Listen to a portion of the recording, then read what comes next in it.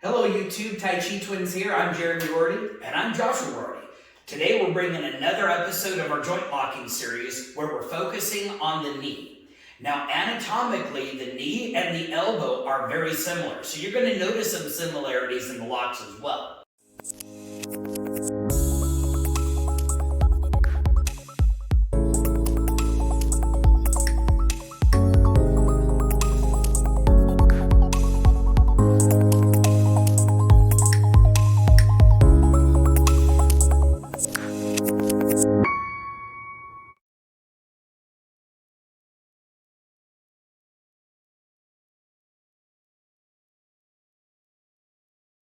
Let's take a closer look at the knee. The main difference in the structure of the knee is that it's supported by very large muscles. Besides the tendons on the front and back of the knee, there are also tendons that support the side. When the femur is lined up directly over the tibia, the body weight is transferred directly down the leg in a straight line to the foot. Pushing towards the top of the tibia on either the inside or the outside will disrupt that straight line structure. The body weight will now drive the femur and the tibia in different directions, causing a separation. The first thing we're going to talk about is striking the knee. Number one correction I have to make for students is they like to straighten this front leg. It's actually kind of a matter of relaxation, a little bit of laziness. To have your knee bent takes some energy from those muscles. So if their knee is actually locked out, it's pretty easy to notice this because you don't see the bend of the knee. If you don't see the bend of the knee, you know that knee's pretty straight. In which case, I could just use a simple cross kick or a side kick directly into the front of that knee to make it hyperextend. I wouldn't want to necessarily do a snap kick. It's a small target and it can be really easy to slip off one way or the other. But if my foot's sideways, it's going to catch that foot really easy. The one thing you'll notice about these kicks to the knee is when I push his knee this way, it turns relatively easy. It gets his whole body to turn, but he's pretty mobile going to the inside. If I push his knee to the outside, you'll see that affected him much sooner his body turned. Some really good techniques that I can use to strike that knee is simply a low roundhouse kick right to the inside. And that's going to get his knee to turn. A lot of times that throws him off balance. I can now follow up with strikes. Also, the tendon's right there, and it's a very sensitive tendon to be kicked. No muscle right there for padding, so you're kicking directly into that tendon and that joint. Same thing if I did my roundhouse kick from the outside. Most tournaments don't allow these kicks to the knee because it's very dangerous. The other way I can do this is with a side kick. Now, when I'm doing my side kick, even if it's to the front of the leg, I'm not kicking above the knee. That's where it's strong. I want to kick below the knee, just like that lower cross kick right below the knee. When I'm coming to the inside, it's the same thing. I'm going to be kicking more toward the shin, and like I'm going to put my foot on the ground right next to his leg. Even from the outside, it's the same thing. I can use this lower cross kick. I can use this side kick, but I'm above his knee here, and then I'm pushing to the floor, and that's going to be what mostly affects that knee lock. The one thing that you'll notice about kicking the side of the knee is I can't do it from directly in front of him. To kick the inside of his knee, I'm going to have to move off the side, and that gives me access. To kick the outside of the knee, same thing. I have to move off the side. That gives me access to his knee. So really useful to do in avoidance. I'm avoiding his punches. I might be avoiding a kick. I'm not standing on his center line. The other thing that makes kicking the knee so effective is, especially when we're fighting up here, his eyes are high. It's harder for him to see these knee strikes. They're a little bit sneakier. And the more sneaky I can be with my techniques, the more effective that technique's going to be. Besides striking, I can also use grappling techniques to control his knee.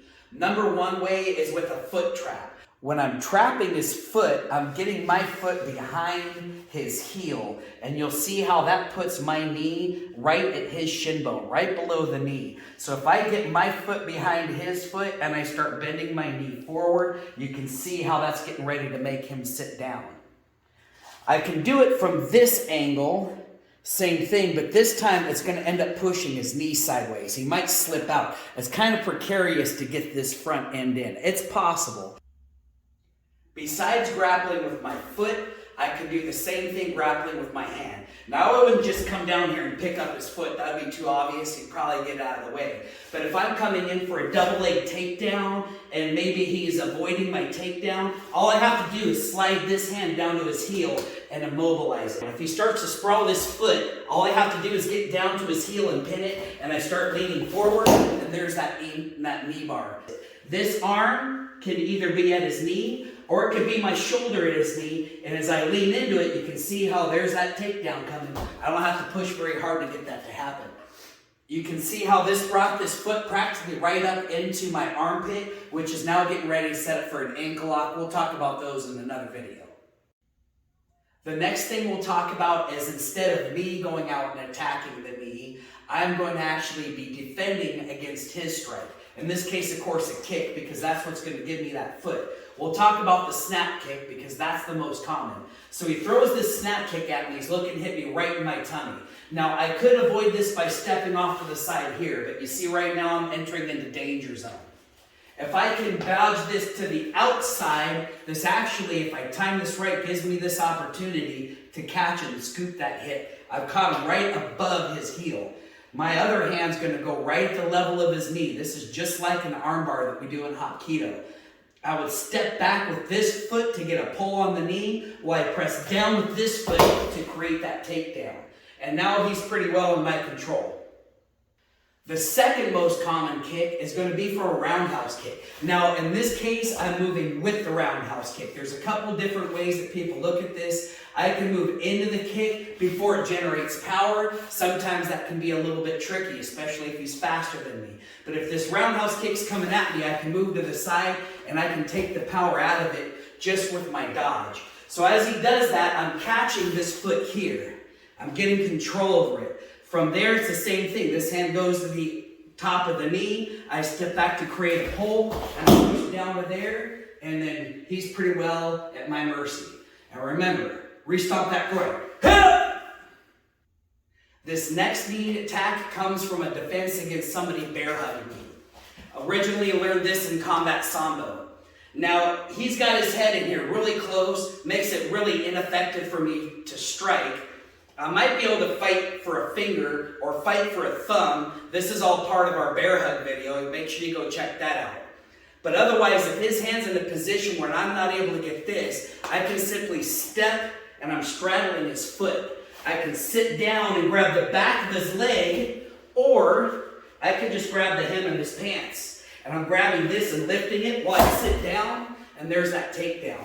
I'm going to make sure my thighs come in to help secure this leg, and actually from here I can keep sitting down and go for that knee bar.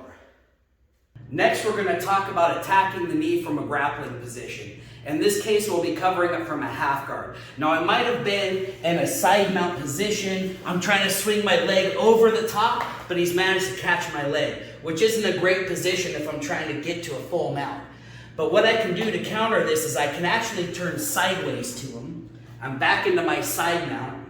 From here, I'm going to reach underneath his knee, and I want to get that high up into his knee.